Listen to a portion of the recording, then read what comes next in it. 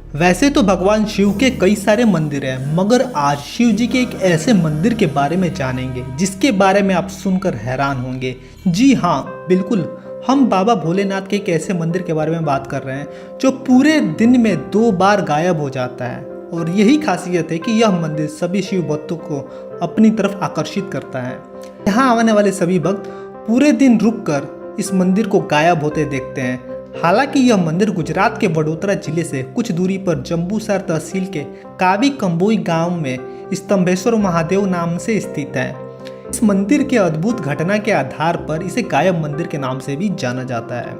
हालांकि गायब होने का मतलब यह नहीं कि आंखों के सामने से यह मंदिर छूमंतर हो जाता है, बल्कि इसका कारण यह है कि यह मंदिर समुद्र किनारे से लगभग 100 मीटर अंदर की तरफ स्थित है और दिन में समुद्र की लहरें ज्वार भाटा की वजह से ऊपर उठती हैं और इस मंदिर को पूरे दिन में 2 बार अपनी लहरों से ढक लेती हैं, जिससे यह मंदिर समंदर में पूरी तरह समा जाता है। और जब ज्वार भाटा शांत होते हैं तो फिर से यह मंदिर प्रकट हो जाता है, जिसकी वजह से जो भक्त यहाँ आते हैं पूरे दिन यहाँ रुककर इस घटना को अपनी आंखों से देखते हैं। जब पानी का स्तर कम हो जाता है तभी वह मंदिर तक पहुंच पाते हैं। जब समंदर की लहरें मंदिर तक आती हैं तो हर बार शिवलिंग को अभिषेक करके वापस लौट जाती हैं। अरब सागर के मध्य कॉम्बैट तट पर स्थित यह मंदिर सागर के सामने इस तरह समाते हुए देख लोगों की बड़ी भीड़ लगती है। स्कंद पुराण के अनुसार उसके तथ्यों के आधार पर ऐसा कहा जाता है कि इस मंदिर का निर्माण तब हुआ था जब एक बार राक्षस ताड़कासुर अपनी कठोर तपस्या से भगवान शिव जी को प्रसन्न किया और शिव जी प्रकट हुए। तब ताड़कासुर ने उनसे एक वरदान मांगा। उसने ऐसा वरदान मांगा कि इस पृथ्वी पर उसे कोई नहीं मार सकेगा शिवाय शिवपुत्र के, वह भी केवल 6 दिन का हो। कुछ इस तरीके के वरदान राक्षस ताड़कासुर ने शिव जी से मांगा। भगवान शिव ने उसे यह वरदान दे भी दिया, जिसके तत्पश्चात पूरे संसार में उसने प्रलय मचाना चालू कर दिया, जिससे सभी देवी देवता परेशान हो गए और वह शिव जी की आराधना करके उनसे विनती किए कि वह ताड़कासुर का वध करें, नहीं तो अनर्थ हो जाएगा।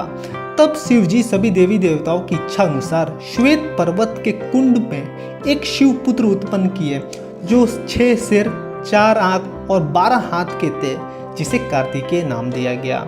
और वह भी 6 दिन की आयु में ही उन्होंने ताड़कासुर का वध किया। मगर वध करने के पश्चात जब कार्तिकेय को पता चला कि ताड़कासुर भगवान शिव का ही भक्त था, तब उनको बहुत बुरा लगा और तब कार्तिकेय ने भगवान विष्णु से इसका हल मांगा। उसके बाद भगवान विष्णु ने कार्तिकेय से कहा कि वह वध स्थल पर एक शिवालय बनवा दें, इससे उनके मन को शांति मिलेगी। फिर भगवान कार्तिकेय ने ऐसा ही किया। फिर सभी देवताओं के साथ मिलकर महिसागर संगम तट पर विश्वनंदक स्तंभ की स्थापना की, जिसे आज स्तंभेश्वर के नाम से जाना जाता है। हालांकि यहाँ पर पहुँचने के लिए पूरे साल तीर्थयात्रियों की भीड़ लगी रहती है, क्योंकि गुजरात में ठंड, गर्मी और बरसात का ज़्यादा असर देखने को नहीं मिलता है और तापमान भी सामान्य रहता है, तो यहाँ साल के किसी भी महीने जाया जा सकता है।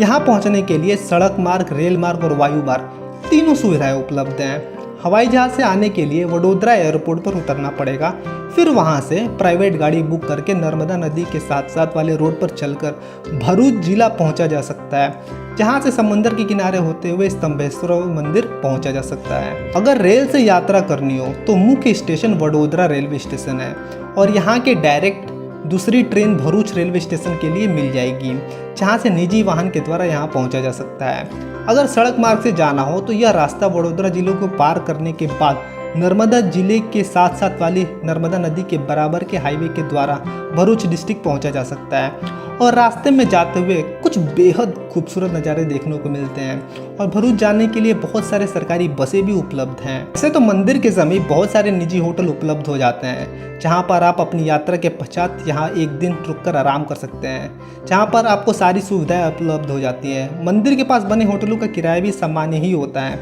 मगर सावन के महीने में एक विशालकाय मेला भी लगता है और उस समय होटलों का किराया थोड़े महंगे हो सकते हैं। और मंदिर के ट्रस्ट की तरफ से एक वहाँ पे आश्रम भी बनाया गया है, जहाँ पे आप प्री बुकिंग भी कर सकते हैं, जिसका लिंक डिस्क्रिप्शन बॉक्स में दिया गया है।